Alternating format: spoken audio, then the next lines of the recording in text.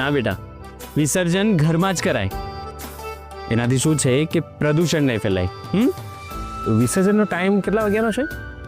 મારા 7:30 બાજુ કહેતા હતા. હું ચાહે ડાન્સ કરીશ. હા, આપણે બધા ડાન્સ કરવાના. હા હા, આપણે બધા ડાન્સ કરીશું.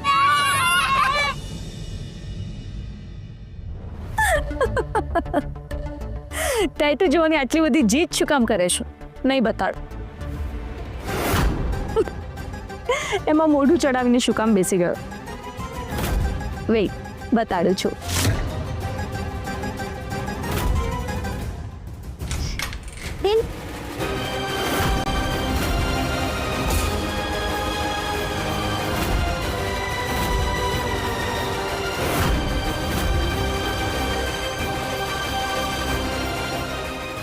કેટલી વાર કહ્યું છે દરવાજો નોક કરીને આવવાનો? યોગિતા એમ કઈ બોલતી નથી. Hello hello. મૂર્ખી, સમજાતું નથી? તારામાં મેનર્સ જેવું છે કે નહીં? કોઈના પણ રૂમમાં જઈએ ને તો નોક કરીને જવાનું. દરવાજો થાલો બંધ હતો. મેં ધક્કો માર્યો તો ખુલી ગયો. હજુ સામે બોલે છે. દરવાજો ખુલ્લો હોય ને તો પણ નોક કરીને આવવાનું, સમજી? કાઈ નથી ભાભી, હું સાચું કહું છું, એમને નથી ઓળખતી. સાચું બોલ. ભાભી સાચું કહું છું. છોડો. ભાભી છોડી દો. છોડો ભાભી. રાધેડા, એ ક્યાં રહે છે તો જોઈને આવું જોઈએ. ભૂલ થઈ ગઈ બોસ. શોધ એને ચમન, શોધ. આ છોકરી સાથે મારી જૂની દુશ્મની છે.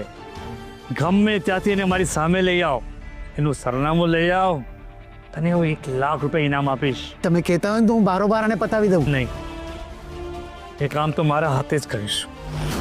એના બાપને મારીને મારો બાપ જેલમાં ગયો હતો ને, તારે જ મેં નક્કી કરી લીધું હતું. જેલમાંથી આવ્યો ત્યારથી આ છોકરીને શોધું છું. એક ચાન્સ આપો બોસ, હું ગમે ત્યાંથી આ છોકરીને ગોતી લઈશ. 1 લાખ રૂપિયા યાદ રાખજે, નહીં તો તું ઉપર. કંકુને હું ગમે ત્યાંથી ગોતી અને તમારા હાથમાં લાવીને મૂકીશ. કંકુ, તું મળે એટલી જ વાર, પછી તારા બાપ પર જેટલો ખાર છે ને એ બધો તારાથી વસૂલ કરીશ. રિયા ઘરમાં તો પાછળ પડી છે, હવે ઓફિસમાં પણ આવી ગઈ. એને કેમ સમજાવું કે તમે જે ઈચ્છો છો એ બધું લાઈફમાં ન મળે? હું એની સાથે વાત કરું.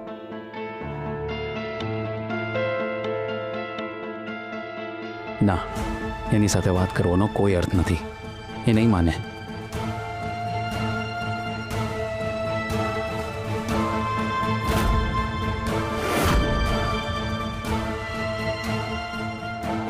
રિયાનું ઇન્ટરવ્યૂ પણ મારે જ કરવાનું છે.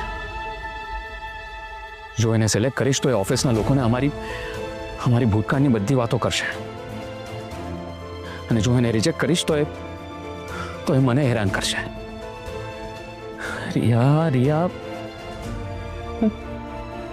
કેવી રીતે સમજાવું તને રિયા?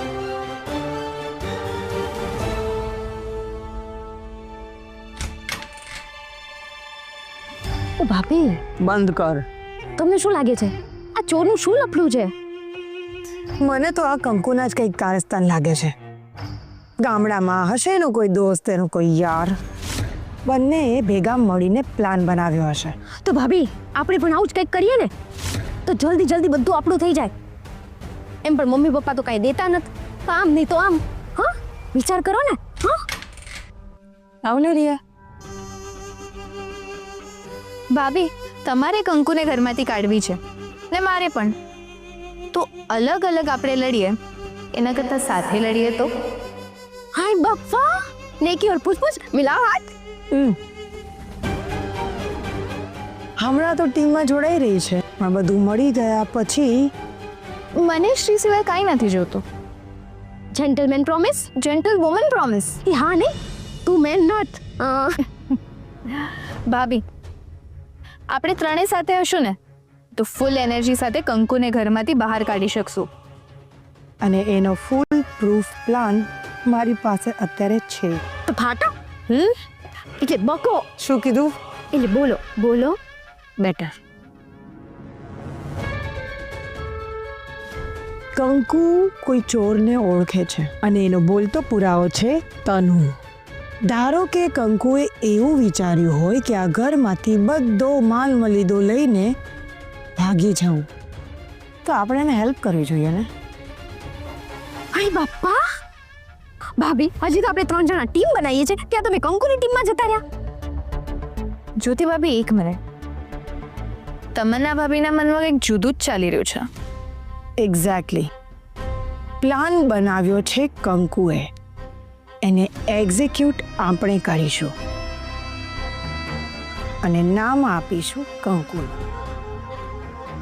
એટલે કંકુની સીધી રાજકોટની જેલમાં. પણ જો બદનામીના ડરે પપ્પાએ પોલીસ કમ્પ્લેન ન કરી તો?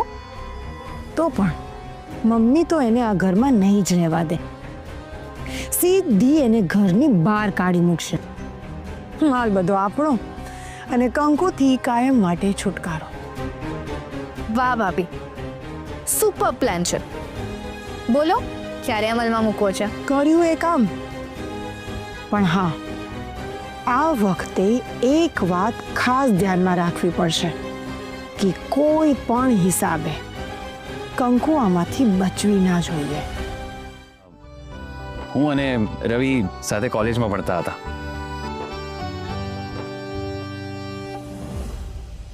અરે યાર, પેલો તો એની જોડે જ છે.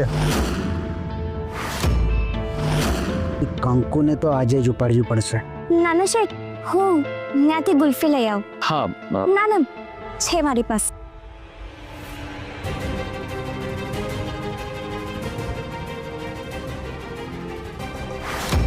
લઈ જાઓ જલ્દી. જો ધ્યાનથી એને ઉપાડી લેવાની છે ગમે એમ કરીને.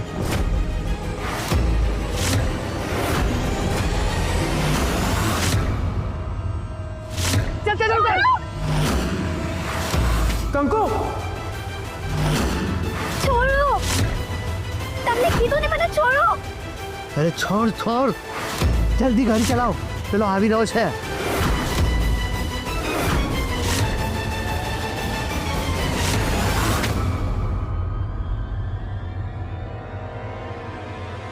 કંકુ ઠીક છે ને તું? બાકી તો નથી ને તને? હવે રાજકોટ જેવા શહેરમાં પણ કિડનેપિંગના કેસ થવા માંડ્યા છે. ભાભી, તમે નસીબદાર છો, બચી ગયા.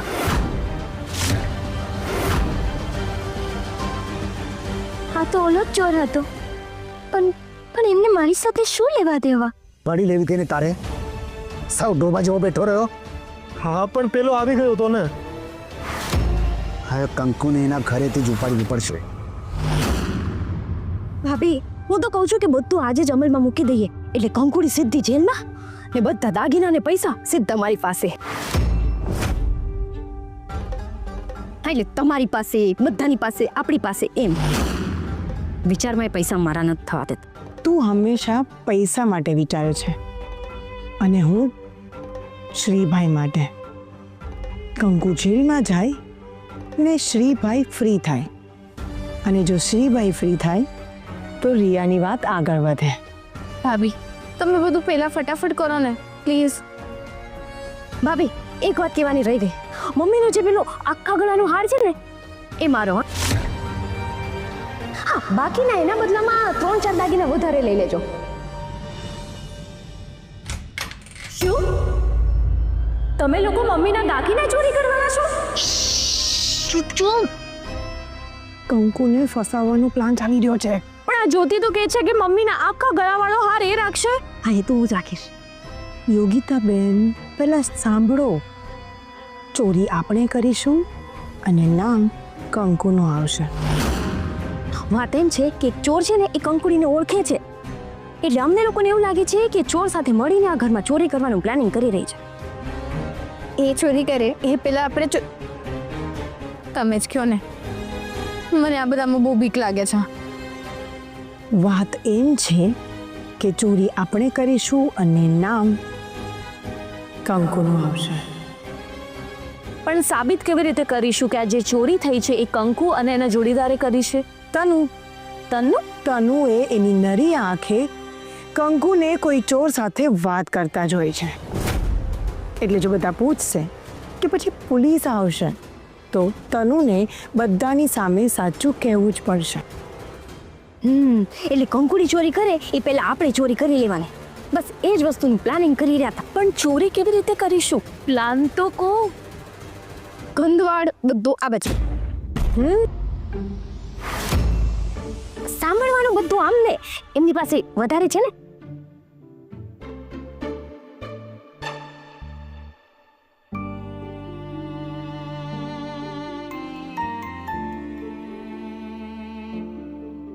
કંકુ તું બેસ અહીંયા બેસ. અને અત્યારે તારે એક પણ કામ નથી કરવાનું, ઠીક છે? મને કાંઈ નથી થયું નાના છે, અને તમારી સાથે હાલીને આવીને હવે તો ટપકોય નથી દુખતું. પણ કંકુ નાનો શેઠ, આ તો મારું રોજનું જ છે. અને તમને ખબર છે, મને આનાથી એ વધારે લાગ્યું છે ને તોય મેં કામ કર્યા છે.